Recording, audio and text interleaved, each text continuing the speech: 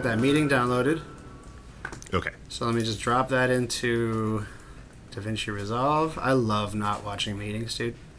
It's like if large language model could have just stayed at this level of usability, and they never tried to make art. I don't think anybody would have a problem with it at all, and it'd be sustainable. But nope, can't have it. Yeah, it's not a completely useless technology, and I don't know, but I have to imagine the resource intensity of having it do a transcript is not the same as like having it make a picture of Donald Trump and Charlie Kirk having sex or something. Yeah, the resource intensity of a transcript, or like say pulling the data tables off of PDFs, which is another like good use of it, is like I can run it on my Mac Mini, right? Yeah. Like I'm not connected to a cloud with it, like it's running off of my device. But anyway, yeah, so I have that initializing, so we can circle back to that. Okay. But otherwise, probably good to go, right? You feeling good? Yeah, I am good. The voice memo is running, so we can clap in whenever you're ready. Okay, let's do a 3, 2, 1, all right? So 3, Yep. 2, 1. All right, Perfect. that's still pretty bad, but it's not nearly as bad as the video call. We're looking at like you're like a beat behind me, and I'm a beat behind you at the same time. But when listeners listen to this, it's going to be even. So that's kind of a head trip right there. That's making my head. I'm scratching my head thinking about that.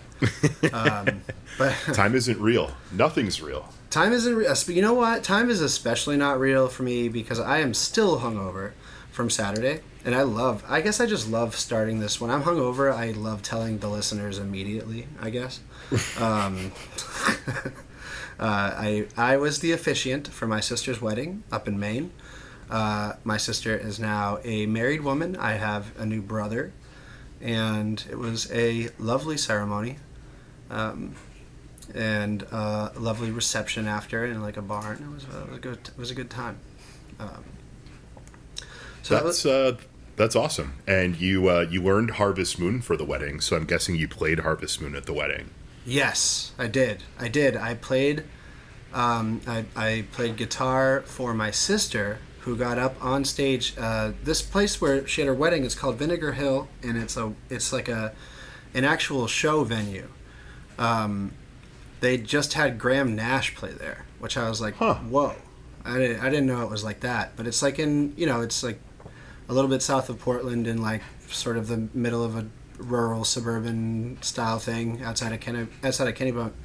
But they had a real stage, like with a real sound system, and me and my sister got up there, and my sister sang Harvest Moon, and it was very touching and sweet and nice, and I don't know, it was very, very beautiful. My sister is she has an incredible singing voice. She's like so much better at music than me, and she doesn't like do any music right now, which is annoying, right? Because like when you got pipes like that, I'll throw a tiny little clip in. So people get the idea. Yeah, please do. Yeah, and then I'll show you after. I don't think I possess the technology to do that on the fly right now. But there's a full moon rising. Let's go dancing in the light. Yeah.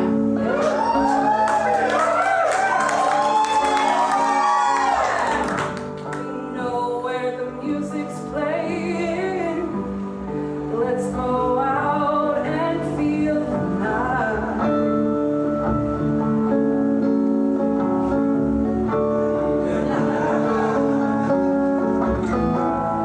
Cause I'm still in love with you. I wanna see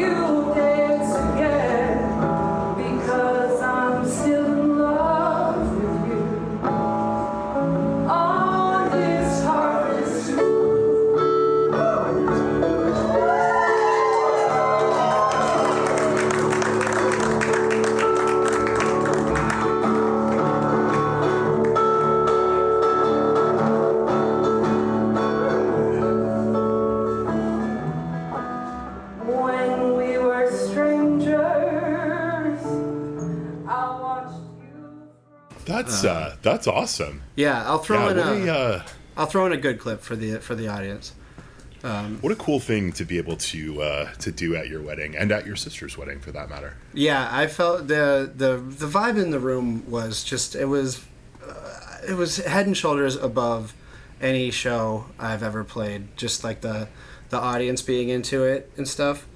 And I was playing an acoustic guitar through a DJ rig, so Yeah. the low end was super heavy.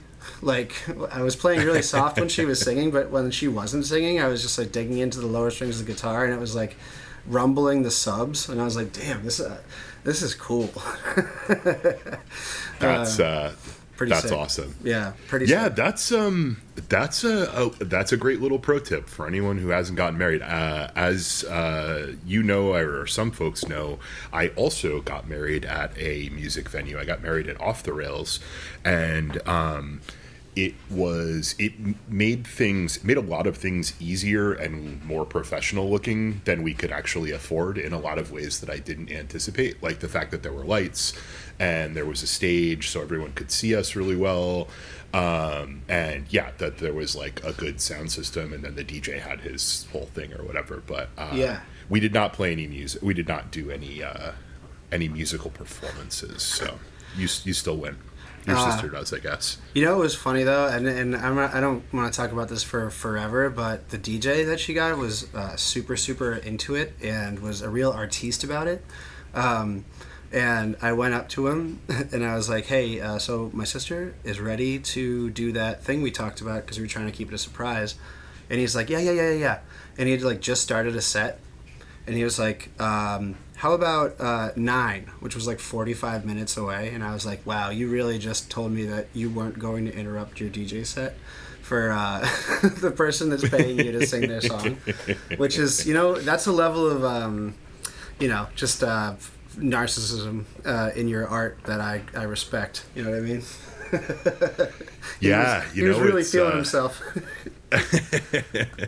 Yeah. It's a very interesting gig. I have a friend who's been a professional wedding DJ basically since high school, Yeah. and he's my age, so he's been doing it for 20 something years, and yeah, he does like that and like school dances and stuff, and it's just a very interesting it's a very interesting thing to like play music for different groups of complete strangers, on a regular basis. Yeah, it's got to be a sort of like a John Prine element to that if you're willing. You know, how he was Yeah. like a mailman, and that's where he got all his songs. It's just like it's Yep. a good perch from which to observe people, especially when you're observing people who don't often dance, right?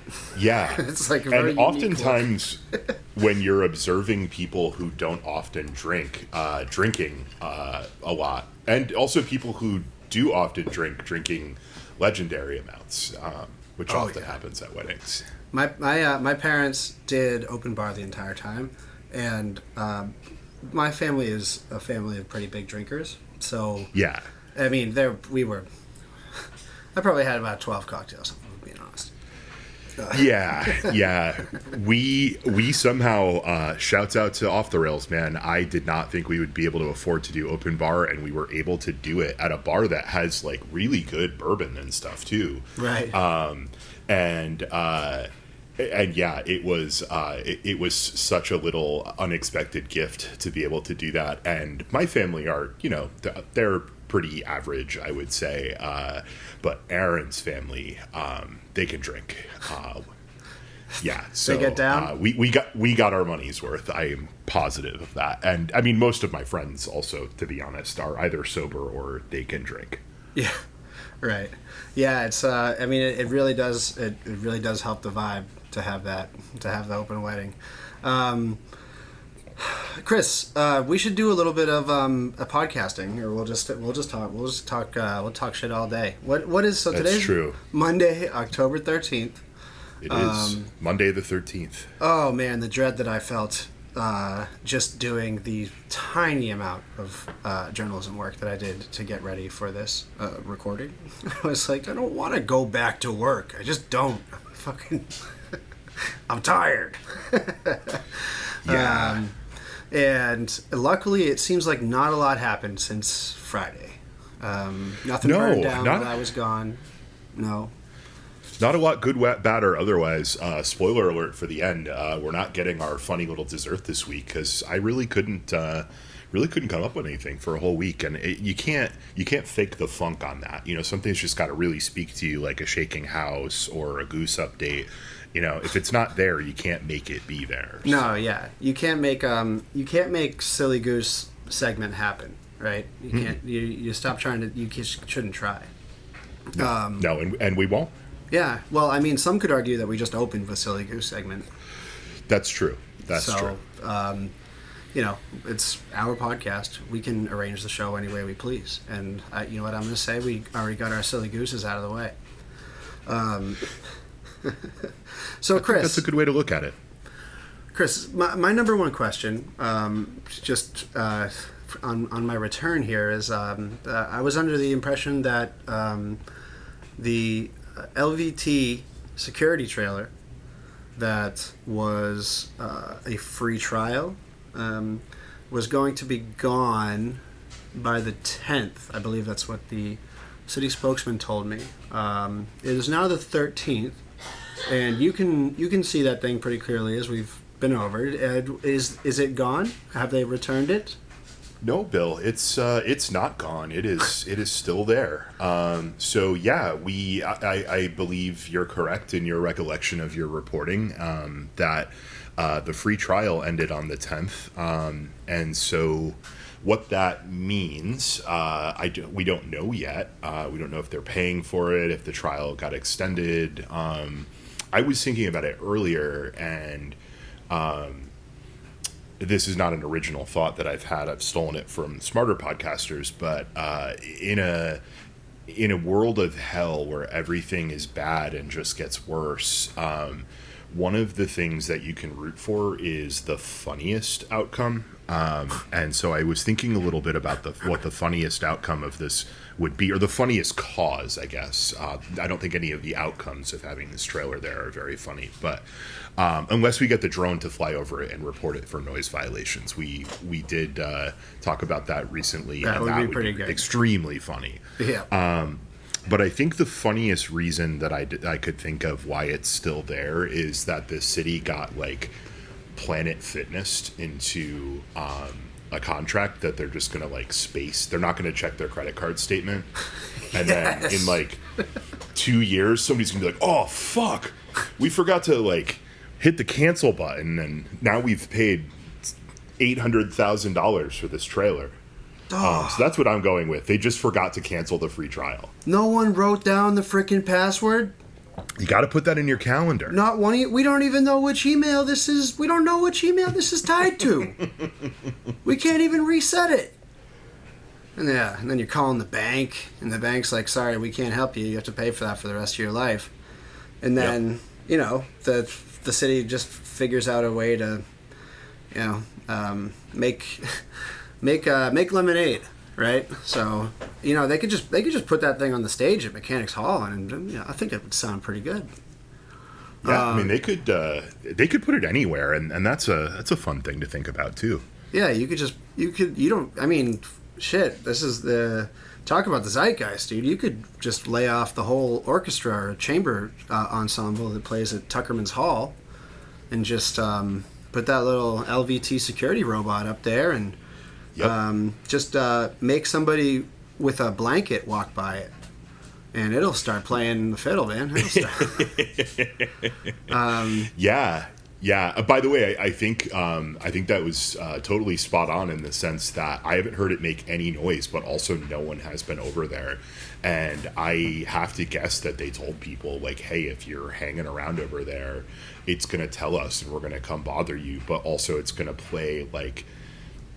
I don't know, Beethoven's Ninth. That sounds like a copy of a copy of a copy over the worst sound system you've ever heard. Right. It's like definitely designed to sound bad. Like it's designed to sound like it hurts.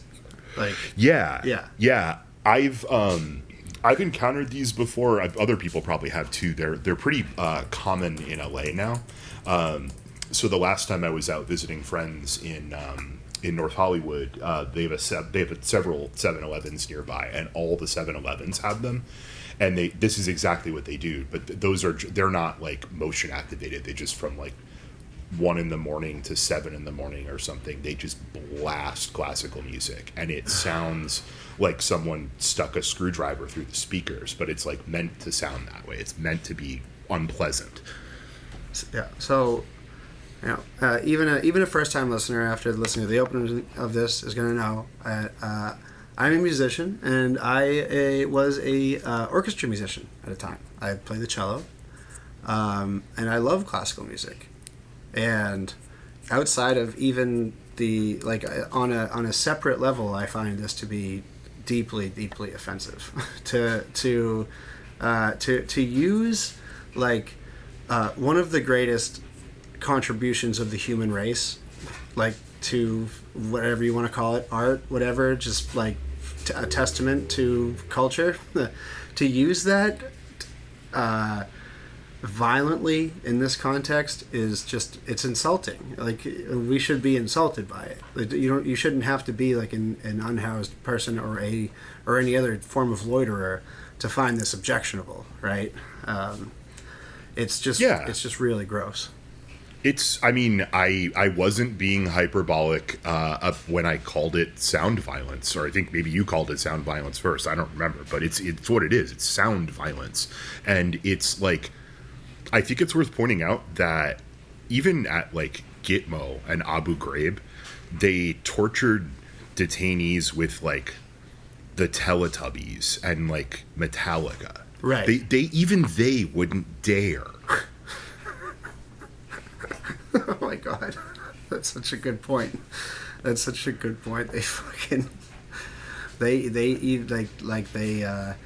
secret torture program that we're going to hide from the public for a decade plus. Check. But are we going to use the greats? Are we going to dip into the Western canon? No, that's a bridge too far. No, we're going to blast them with Barney the dinosaur or something. We would never, we have some amount of cultural appreciation. Yeah, Poppy Bush wouldn't stand for that. I mean, say what you will about the man. Say what you will about the man. At least he had an ethos. At least he had an ethos. Yeah. So there's a lot of, if this thing is here to stay, then there's a lot of sort of open questions that I presented in my reporting that become germane again, and none of them have to do with the music, really. The music is attention grabbing, and it's just the tip of the iceberg, though. These LVT security cameras are basically nodes in a large and complex surveillance database that is being built chiefly by Axon, the body camera company, and LVT is sort of just an appendage, sort of a loss leader to get more coverage and more data fed into this Axon system that's called Fusus, Fusus, and it's oh, wonderful! What fucking Lord of the Rings book is that from? I know. Right? Actually, I know you would know the answer to this, and I'm guessing it's none. It's not. It's an acronym, I think. For folks who don't know, all the rest of these companies, like all of Peter Thiel's companies, et cetera, they love nothing more than a Lord of the Rings reference for their fucking all-seeing eye. Right. Which, again, deeply offensive. I mean, I guess, but I can respect it if they, weren't such little piss babies and crybabies online. If they weren't trying to position themselves as the protagonist of their story, if they were up and up antagonists, which I guess you could make a case that Peter Thiel is actually doing that. I mean, they asked Peter Thiel, they asked him if he was the Antichrist, right? Yes, yeah, and he he thought about could it. not answer that question without some real difficulty. So I've watched that clip like 5 times, and it's crazy. Yeah, I have been zooming before, not like that. That is a level of speed that a person rarely gets to go. That was crazy. He looked like a freaking ghoul, like a skeleton. But anyway, yeah, he's on that shit that Hitler had. He's on the peak German amphetamine. Allegedly he is very litigious. This is a comedy podcast. Allegedly, yes, and this is a comedy podcast that benefits a respectable libertarian-owned for-profit Silicon Valley company. So just think about that. You're taking money away from a brother if you sue us. So don't do it, because we're just kidding about everything. We have never not been kidding in our lives. But yeah, dude, eighth day of the Blitzkrieg type shit. You know what I mean? But whoever runs Axon is probably a bit like Peter Thiel, and is probably trying to compete with Peter Thiel in the new sort of space, because those, we love spaces in the tech sector. We love spaces. The new space, the new hot new space, everyone's trying to get in on government contracts. Government contracts, like the government contract that Worcester's municipality gives to Axon for its tasers and body cameras, and ShotSpotter for the microphones, and for the dispatching AI, which is still the dumbest thing that the police have by like a mile. And now it seems like we're just gonna quietly add these LVT trailers to the repertoire of these sort of like new law enforcement technologies that are that sound really cool to a specific kind of person, and that specific kind of person happens to be on like every city council in America. They love it, they love it. Remember the drone conversation from a couple of weeks ago? They love this stuff. And it is privatizing police while hooking Silicon Valley up with contracts, while collecting massive, just reams and reams and reams of geographic data, location data on like everything that goes on around it. Everything that goes on around one of these trailers is fed back into a database, and we don't know how that stuff is used. And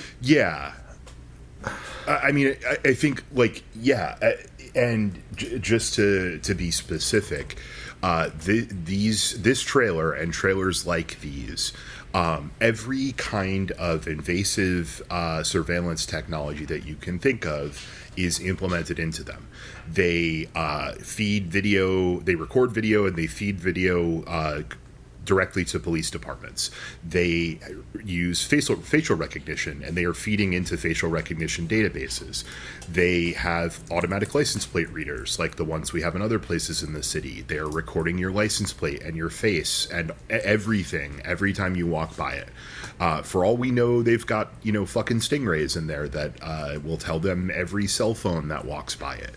The list goes on, and I think one of the reasons that I want people to think more about maybe is, in addition to all of the other reasons why you should be suspicious of the local police, in the same way that you are of these, vigilante, masked, unbadged gangs of federal agents that are running around the country right now, you should think of it in that what local police departments getting this kind of technology is directly facilitating the mass surveillance and data collection that is happening at the federal level on all of us.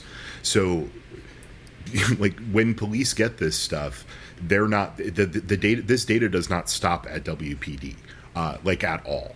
No. It's going everywhere to everyone. It's going to those ICE agents that can pull it up in a database to go yank some people off the street. Yeah. It's being used. It's being used and going to be used to hunt dissidents and such. So just remember that. Yeah, it's like it's obnoxious on its face when it's just they're put there to harass homeless people, but that's not the only thing it does. Right. It is like that if that was the only thing that it did, it wouldn't be a moneymaker. The prospect of this, is the data is what is valuable to it. And on its website, just lvt.com, you can go and poke around. It is sort of remarkably clear about the intention and the solutions that it offers, and it all swirls around this thing called the Access Task Force, which is described in sort of the header slug given on the website. It is described as a task force that, quote, unites retailers, government, law enforcement, and solution providers to make cities safer. We're excited to welcome Detroit as our newest partner in proven safety strategies. Now, we love on this program a proven safety strategy. You have because, man, it just doesn't mean anything, and we saw it with ShotSpotter. It just doesn't mean anything. And Chris, you're gonna love this because I don't know if this made it into the story. I don't know if you know this. Guess who rears their ugly head in this story? In the story you wrote? No, in just the Access Task Force. Oh God, there's so many options. I couldn't possibly guess. Evidence.com. Oh, I should have guessed evidence.com. Evidence.com is part of the multi-pronged approach. And I believe that is actually the website that the police log into to look at the camera footage from... Well, yeah. I mean, they gotta... I mean, let's remember who we're talking about here. They gotta make it easy. Yeah. If you want to go look at the evidence, you go to evidence.com. Yeah. That's where the evidence is. Yeah. You just like a cop there, like just Googling trailer video. Nothing's coming up. I can't find it. I can't find it. Nothing's coming up. Evidence.com is an Axon program, it turns out, and it is the portal by which the officers can access things like the very little reported new Axon assistant that they have now. They have a little AI assistant following them around that helps them translate what people are saying. And, with no accountability or it claims to be real time, but, a mistranslation in these situations, possibly life and death, and we have absolutely no way of knowing if the thing is giving good translations. So that's great. That's also amazing. Yeah. Are you grappling with the potential implications of, say, someone saying that they had a shot to drink and it coming out, you're going to get shot or something? Right. Yeah. Right. AI would never. AI would never. It's not like anybody's like been convinced to kill themselves by AI either. It's not like it's done that before, and there's been no accountability for it. So it's great. All of this is great. And it's not like we're watching an increasingly ferociously right-wing sector of our economy privatize the security state, like right in front of us. while we're all getting distracted by what a couple of dipshits are doing in the executive branch of the government. That would be crazy if that was happening. Yeah, that wouldn't bode very well for us, would it? Yeah, it's. I'm glad we don't live in that world. Let a million RoboCops bloom. So one thing I want to talk about with this, and I'm kind of jumping around a little bit here, but there's so much to get into with this LVT thing. If this is going to be here to stay, is the thing that it really offers in terms of what it can feed up, what it can kick up the chain into the bigger databases, is this thing called agentic AI.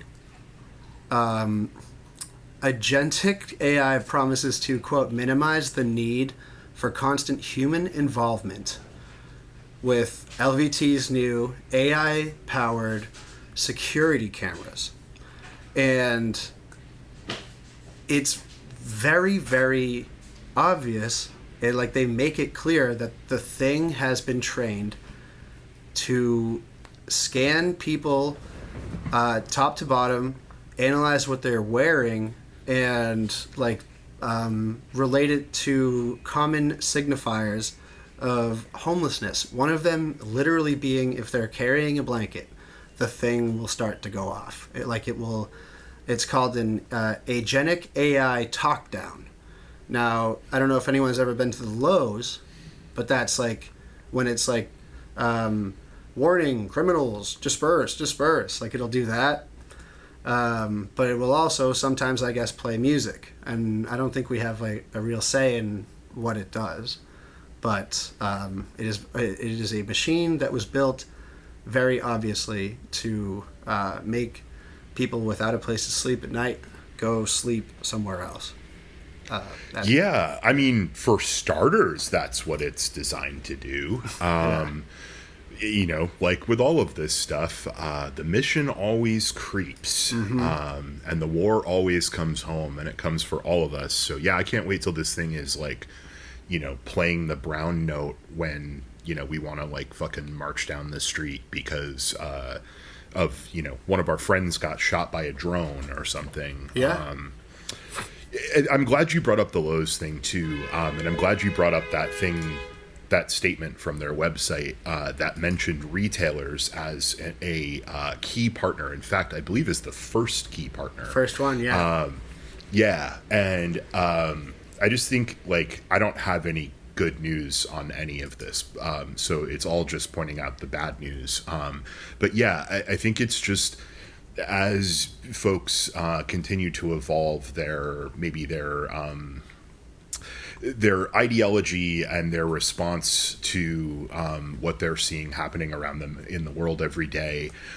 Just remember that those retailers are a key component of the surveillance state, and that they are a key component. They are identified explicitly as a key component of who the police are here to partner with and serve. Right. And so I think you should remember that no matter how goody good you are and how few laws you break, your life will never be as valuable as the Lowe's parking lot is. So yeah, just bear that in mind. Like a surface parking lot that's never even close to full too is the thing. It's all just a waste. But if anyone's really looking for a grim harbinger, I'll drop the link in. But if you go to industries, and then from industries on this lvt.com website, you go to state and local government, scroll down about halfway down the page, and you'll see some signs, a picture of a generic stock picture of a protest. And you'll see that LVT advertises that these are very good tools for, quote, monitor protests on government property. So there you have it. It's not even like we're not positing a hypothetical here. This is something that they are encouraging their customers to do with these things.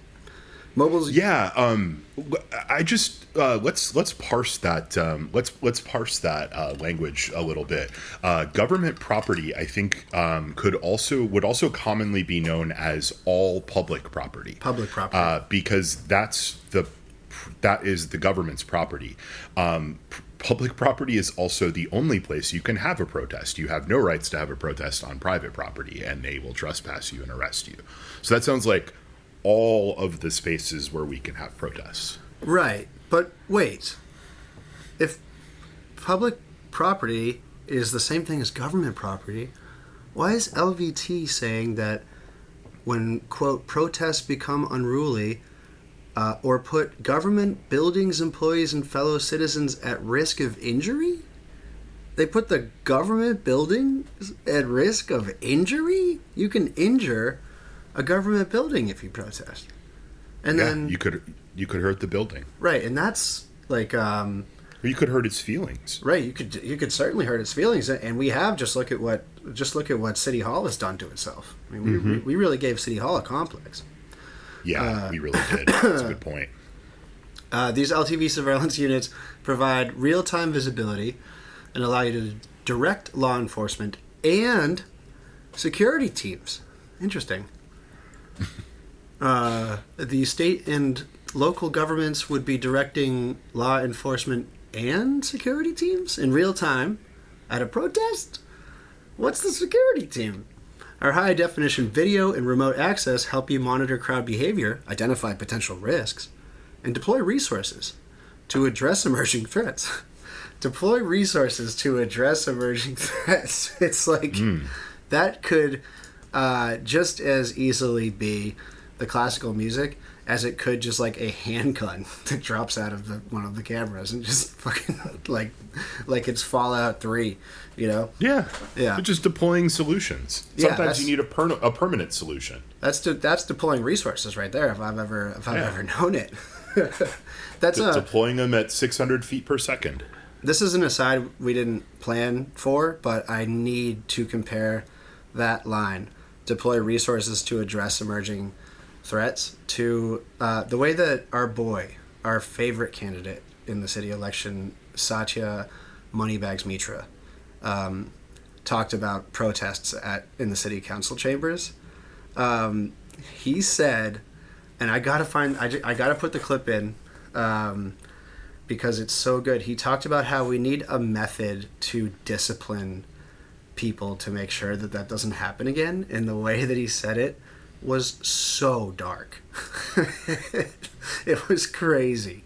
I'll throw the clip in right here. At the same time, I think law and order should be maintained.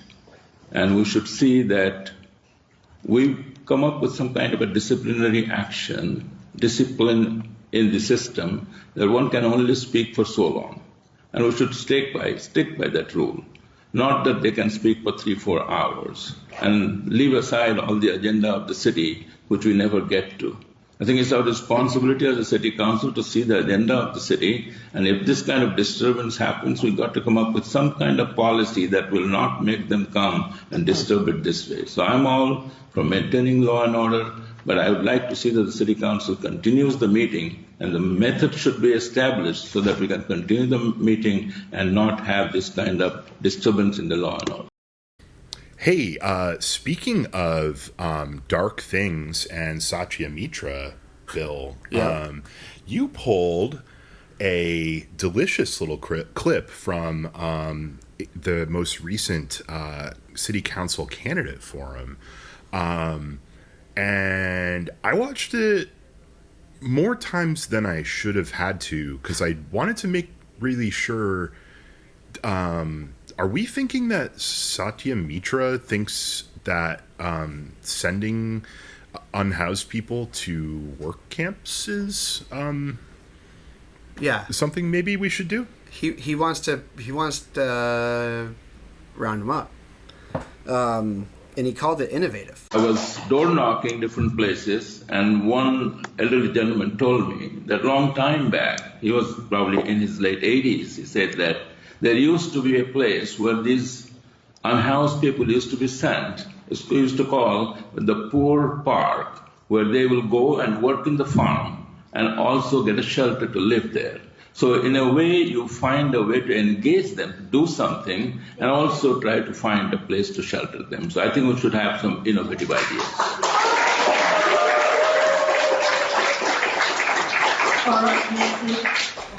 It's very. It is.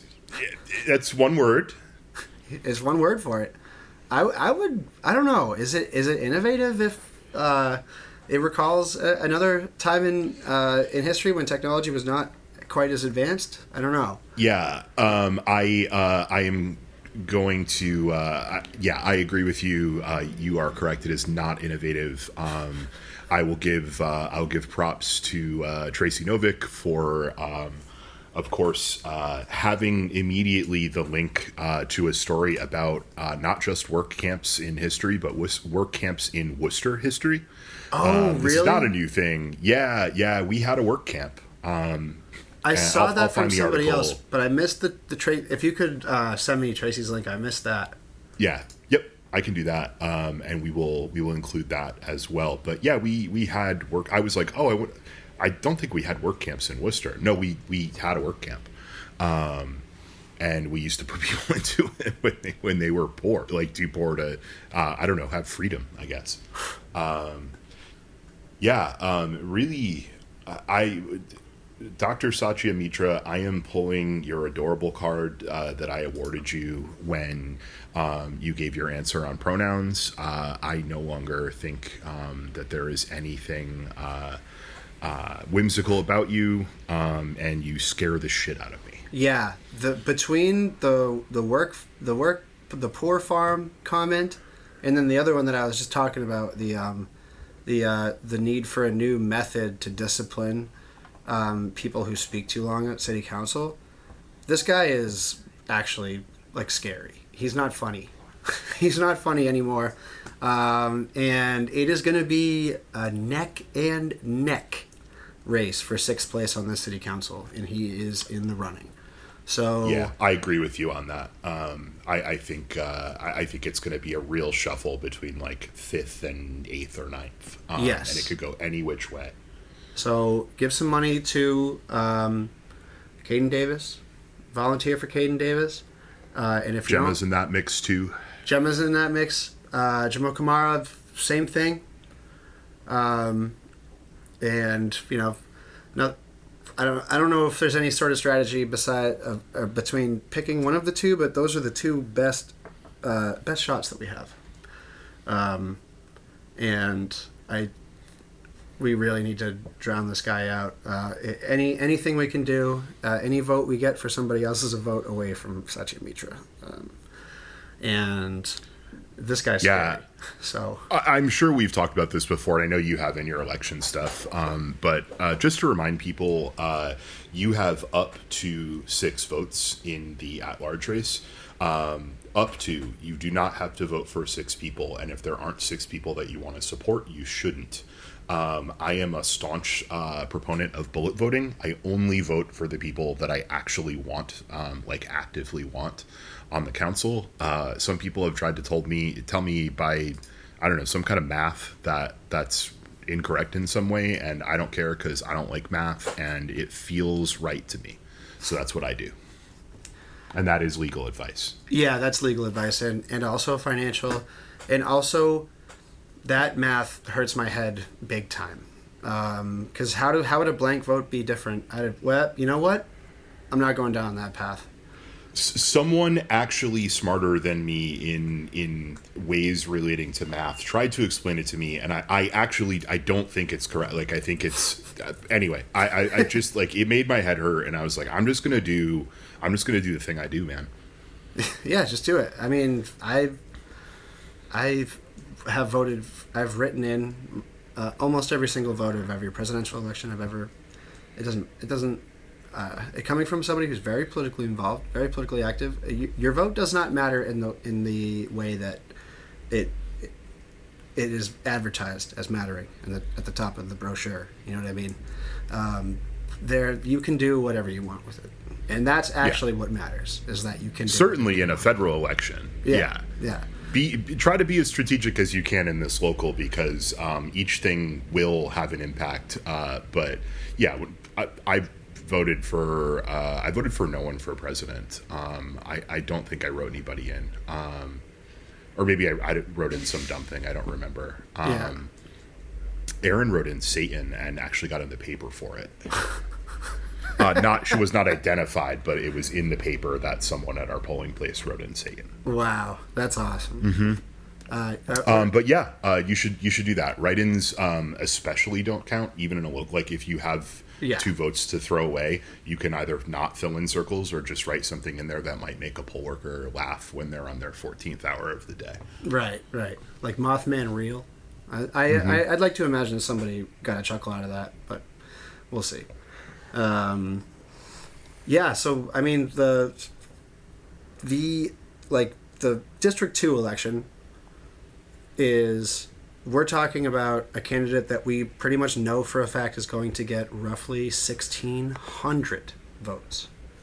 Katie Merrill Carlson has never done better than 1,600 votes, and she did the best when she didn't have an opponent, right? So yeah, that in Rob Vallata last time got 1,450, whatever it is, like just a few hundred shy. So like that is, if you live in District 2 or you know somebody that lives in District 2, like a conversation with somebody to get them to vote in that election for Rob Vallata literally could unseat a local petty tyrant. So that's a real one. And then in at large, we're talking about the difference between probably 6,000 and 8,000 votes is going to decide the spread. Sorry, between 5th place and like 7th or 8th place.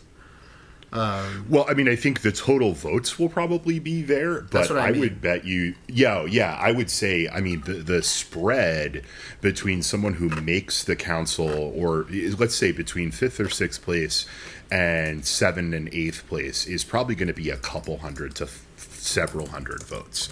So those really still matter too. Don't throw any of them away, because you may find out that the one that you were kind of like, they're maybe good enough, they have a really great night and knock out the person you really wanted. So do what you want to do, but be strategic.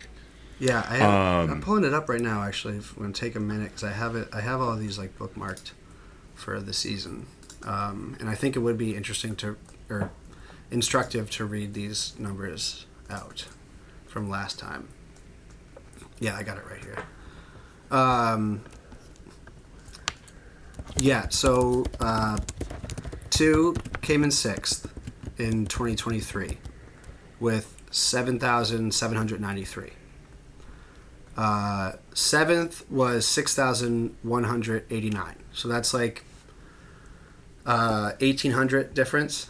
And then between 2 and Mo Bergman, who came in 5th, which is very interesting to remember for this election.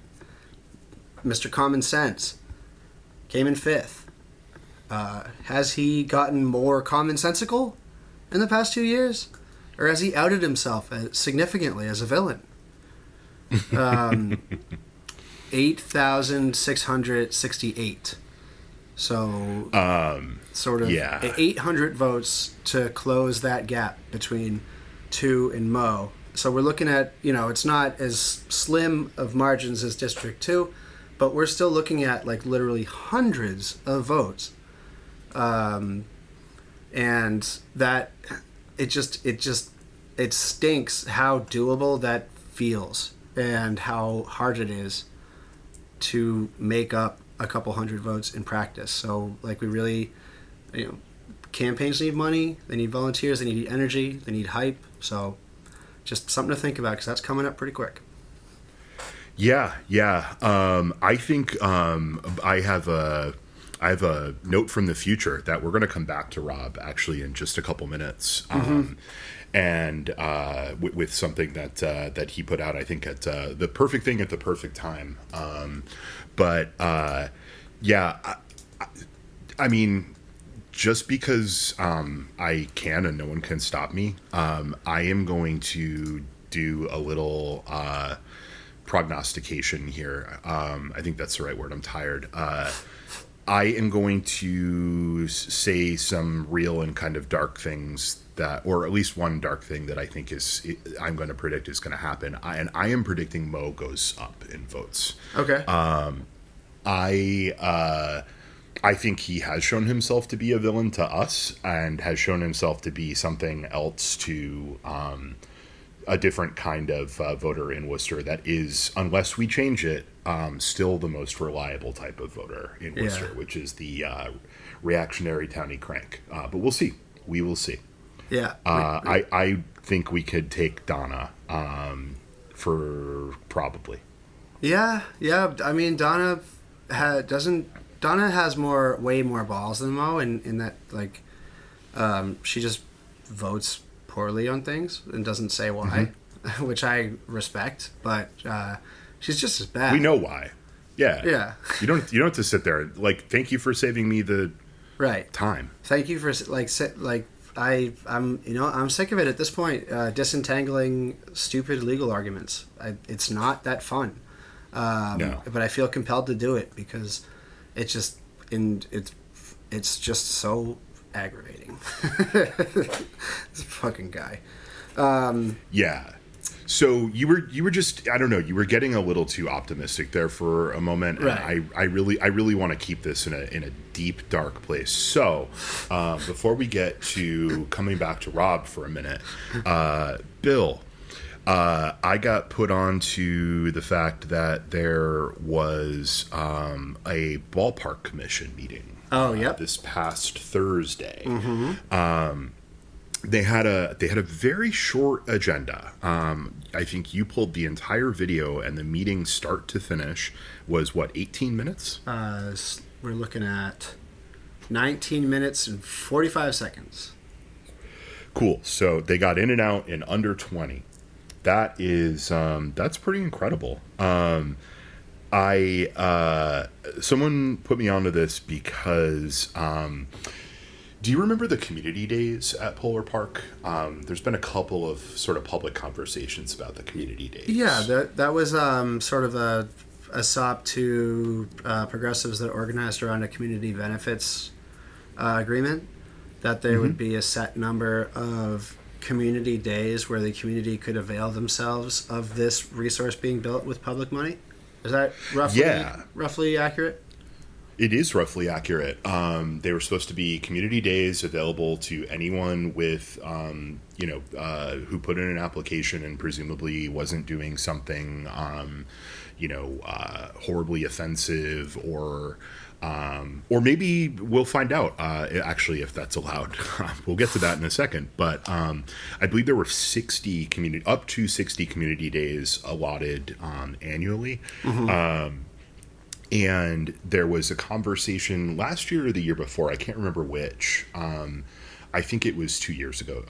We could find it. It's not important. Anyway, there was a conversation on the council floor about how basically none of these community days are getting used because they're not free to the community. Yes. You still have to pay the costs of having the cops there and having the ballpark run. It's just a day that's available, and there aren't really any or very, very few organizations in the city of Worcester that can afford to put on an event at Polar Park, right? Even on a community day. So I have good news and bad news. One of the very few items on the Thursday, October 8th agenda was, let me get it in front of me, I'll read it verbatim.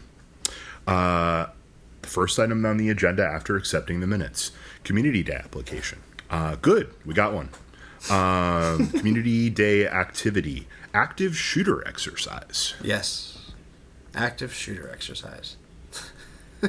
Active shooter exercise. So, as we were talking about, I've been gone for a couple days. I didn't know about this, but intrepid local journalist that I am, I pull the YouTube video and I download it from the way that City Hall can't stop me from downloading it. Even if they try, you cannot stop me or anybody else from doing this, and it is not illegal. Bill's a hacker. Yeah, I'm a hacker. I'm a hacker, baby. I've Googled how to download YouTube videos, Reddit. So that's a hot tip for anybody out there. They spoke about this active shooter drill for let's see here, 4 minutes. Yeah, stop right there for a second. I just want to note, genuinely for the listeners, unless Bill has read ahead, neither Bill nor I actually know what the outcome of this vote was. We're figuring that out right now. I don't know if this passed or failed. You know what I'm going to do here? I'm going to see if this... Nowadays, but over the course of my life... Can you hear that, Chris? The eminent, like the standard as it relates to like journalism and reporting and rigor. Where I don't like all of journalism. Okay, cool. So I can actually pump this right in from my computer. That's interesting. Yeah, that works. I can hear it really well. Yeah, but it's something else is playing right now. It's not that. Oh yeah, it's the majority report. It's just a YouTube video that's been playing on mute the whole time. All right. Anyway,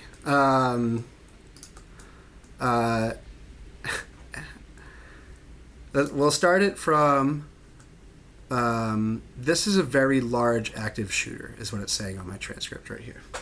And we'll just play. Very large active shooter. They're at least 15 or 16 feet tall.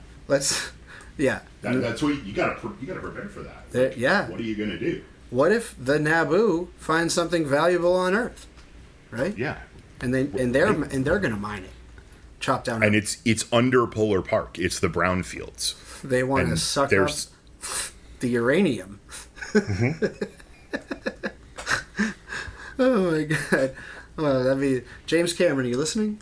This is come on. We got a script for you. Avatar 4 or 5. I'll write it. I will write it. Revenge of the Naboo, Navi, whatever they're called. Naboo is where Jar Jar Binks is from, I believe. Yes, I think you're right. Yeah, it's the Navi, not the Naboo. Your recollection of lore is far better than mine. Well, yeah, I played Star Wars Pod Racers for the N64, so that did a lot of world building for me. Well, I played it at the arcade, so I played it less, but I had a more immersive experience. Interesting. It sounds like we both contributed to the active shooter problem in this country by playing video games. Absolutely. Yeah. Absolutely. So let's pick this up from that quote I just said. This is a very large active shooter. I don't know who's on the Ballpark Commission, and I don't know who's saying this, but I will do my best to... I don't think it really matters. We're just going to listen to some disembodied voices. Yeah, I don't know who's going to be talking because I couldn't recognize any of these people by voice, but I have a list of the commission, and a thing I meant to do was to run these people through various campaign contribution databases. But a thing that jumped out to me right off the top is David Moore is the chairman, and I feel like David Moore was a former city solicitor. David Moore was the solicitor before Mike Traynor. Who would, allegedly often actually fall asleep at meetings. Yeah, David Moore and I have a very interesting relationship. We've actually been in a literal trial court together on opposite sides of.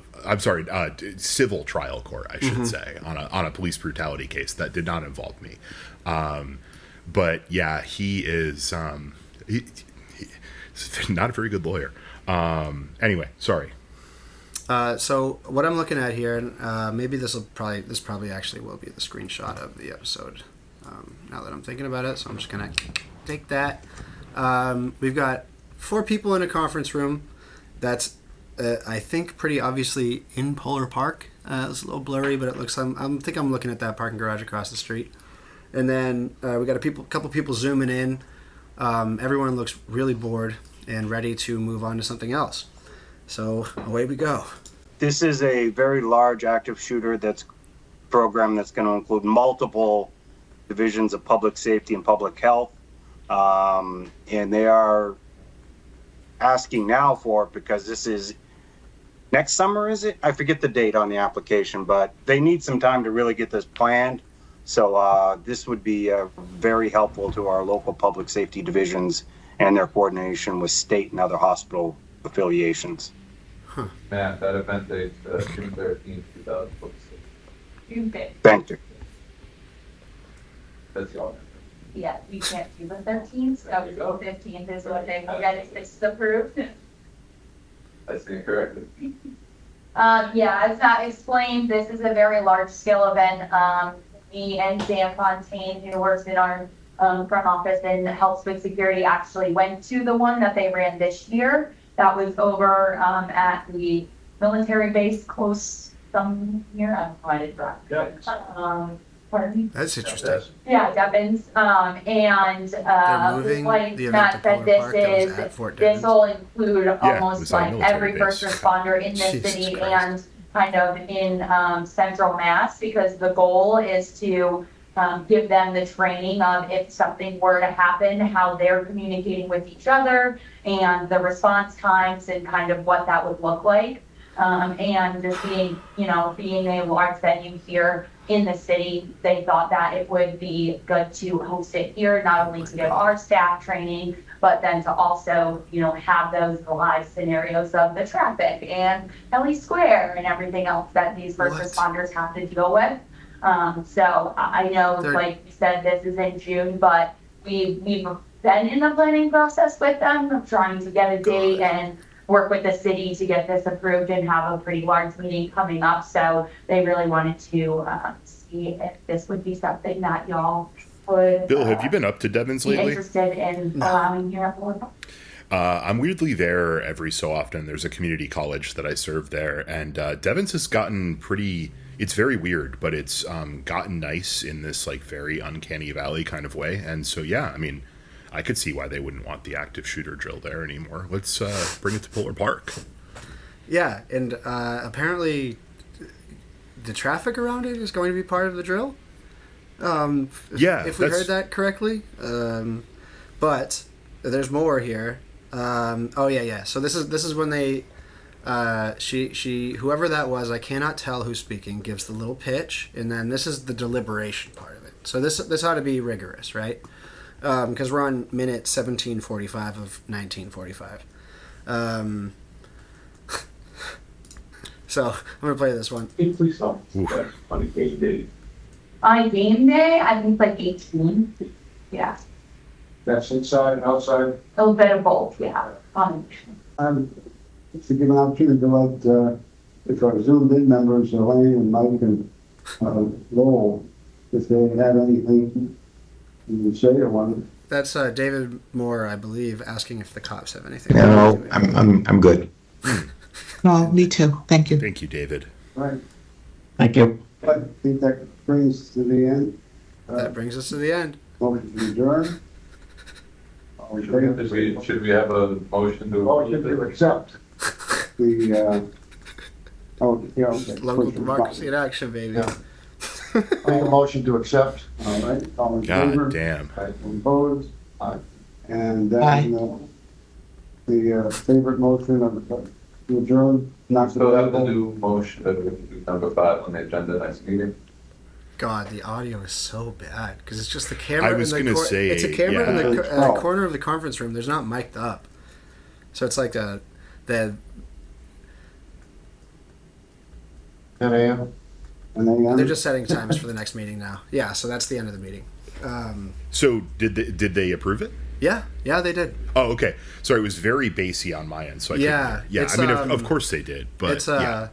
it was just a voice. It wasn't like a roll call. It was just accept the motion and then like did the Joe Petty thing. All in favor, opposed, so voted. Yeah, right. Yeah. So Cool. All right.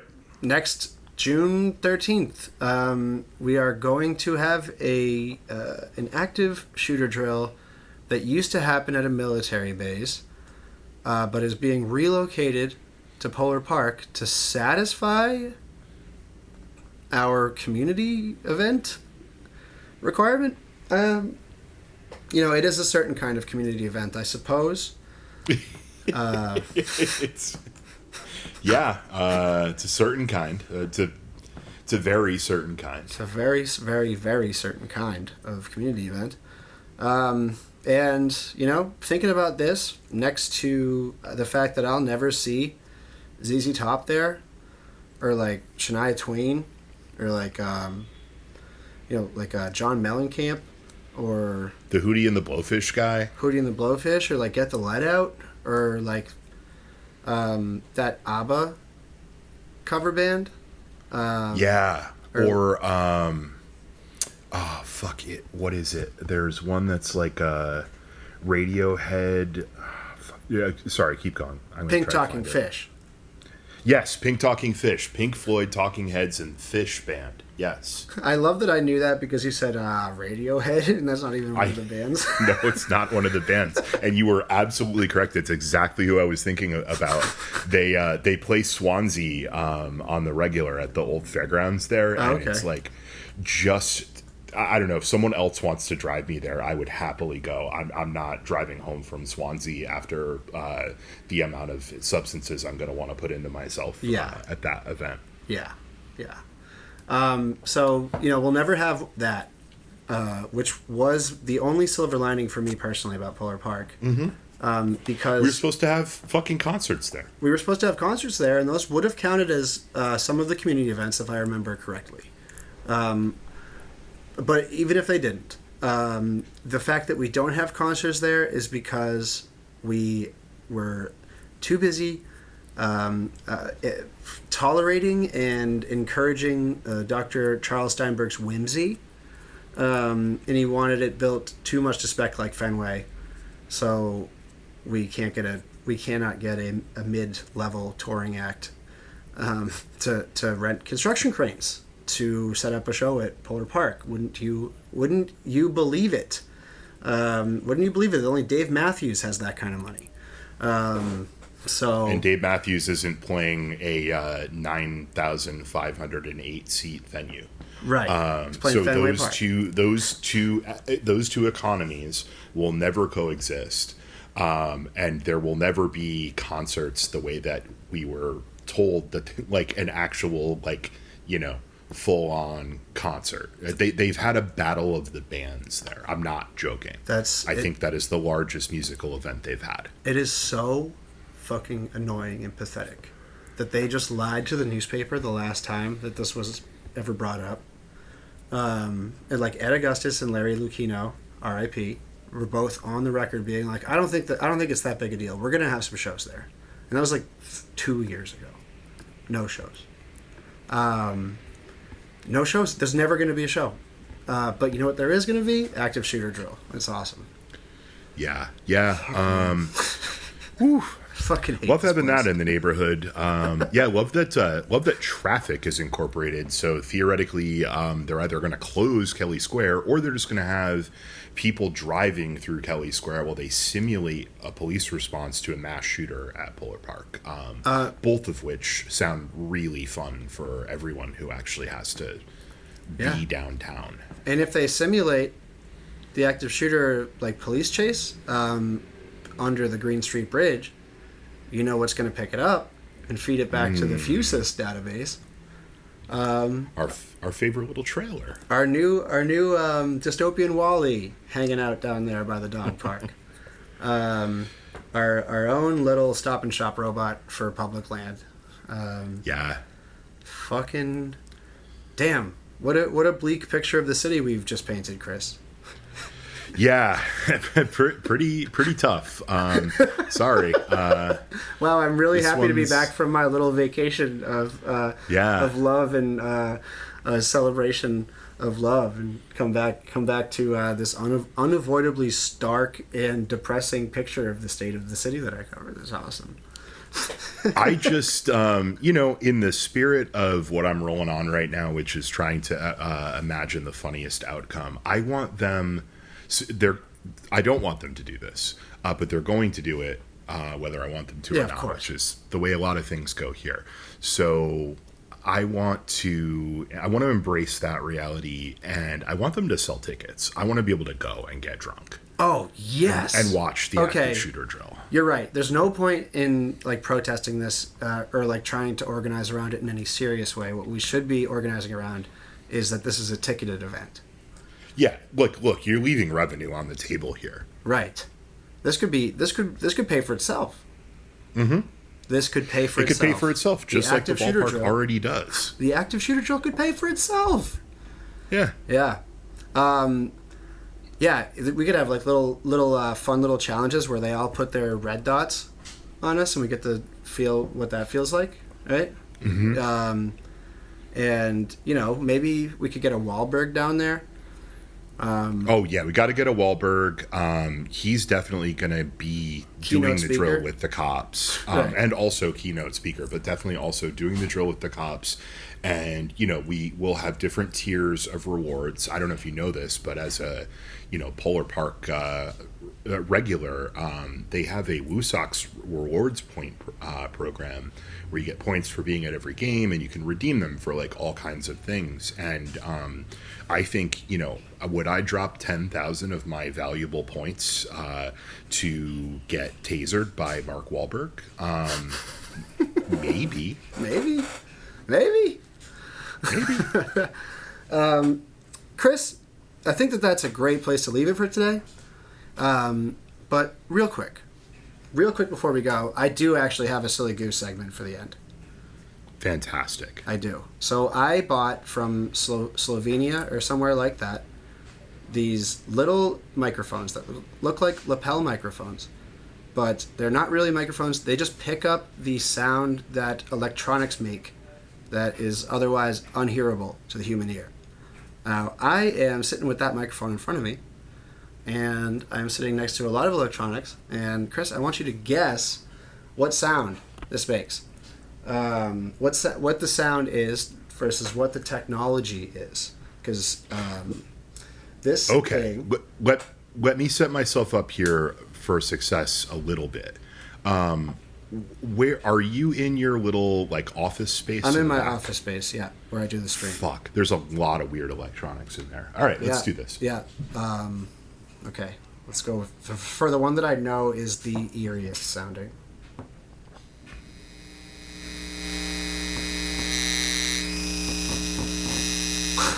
This thing is so dystopian. All right, what was that? Why did you buy this? Because you can chop this up and make sick-ass samples with it. That's fair. That's the best reason to buy anything. Okay, sorry. I was buying time. That is the theremin. Nope.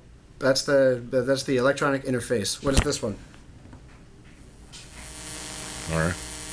Wow, that one's really dark sounding. That sounds like the dreams of the LVT robot. Give me that one again. Okay.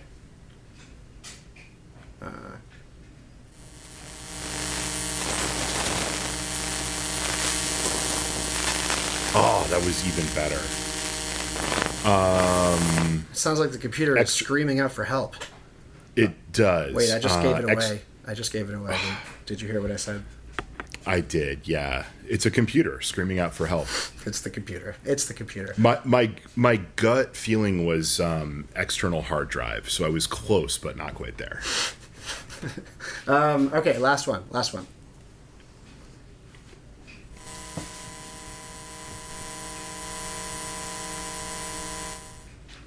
What's that? Oh, that was almost the same sound, but it had a dissonant note towards the top. Yes, a new top note. That is a more modern computer screaming out for help. Nope, that's my Sibian. Wow. Who knew all the things that a Sibian could do? I only knew some of the things, apparently. That was the most elaborate setup I've ever done for a joke in my life. Or is it a joke? You'll never know. You will never know. Guys, if you make it to episode 100 of Outdoor Cats, if Bill has a Sibian, I will make him ride it on air. I've never heard a better. I'll make him. I double dog dare you. You got to do it. Well, shit, I've never heard a better reason for everyone to take out a subscription to this podcast, or to the newsletter that puts it out, WorcesterSucks.com. Subscribe. We get to 100 episodes. I have to buy and ride a Sibian, and if you don't know what a Sibian is, consider keeping it that way. But do seriously consider that. Just, you know what? That's all I'm going to say on the matter. Maybe seriously consider keeping it that way. Oh my God! All right, Chris, we got to get out of here. Yeah. All right. Okay. Later, everybody. Have a good week. Have a good week. It's yeah. Have a good week. Whatever. All right. We're out.